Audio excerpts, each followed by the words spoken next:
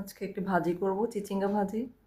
অনেকে চিচিঙ্গা ভাজি হয়তো খেতে পছন্দ করে না, তবে এবার ভাজি করলে খেতে ভালোই লাগে। আমি চিচিঙ্গাগুলোকে ছিলে কুচি কুচি করে কেটে নিয়েছি, এবার পেঁয়াজ কুচি করে নিচ্ছি।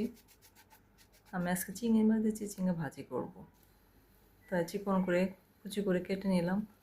কিছু পেঁয়াজ ভেজে, একটু রসুন আর পেঁয়াজ ভেজে এবং চিংড়ি মাছগুলো দিয়ে দিচ্ছি। এবার একটু পানি দিয়ে দিলাম যাতে পেঁয়াজটা মশলাটা পুড়ে না যায়। এখন আমি একটু হলুদের গুঁড়া, মরিচের গুঁড়া, ধনে গুঁড়া দিয়ে দিব,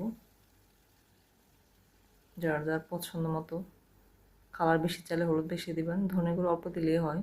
ঝাল বেশি খেতে চাইলে মরিচ বেশি দিবেন। একটু স্বাদ মতো লবণও দিয়ে দিয়েছি। এখন চিচিঙ্গাগুলো দিয়ে দিলাম।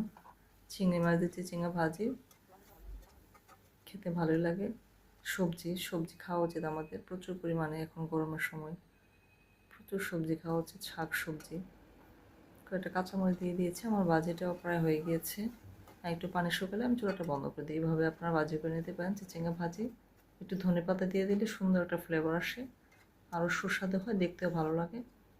আশা করি আমার ভাজিটা খেতে ভালো লাগবে।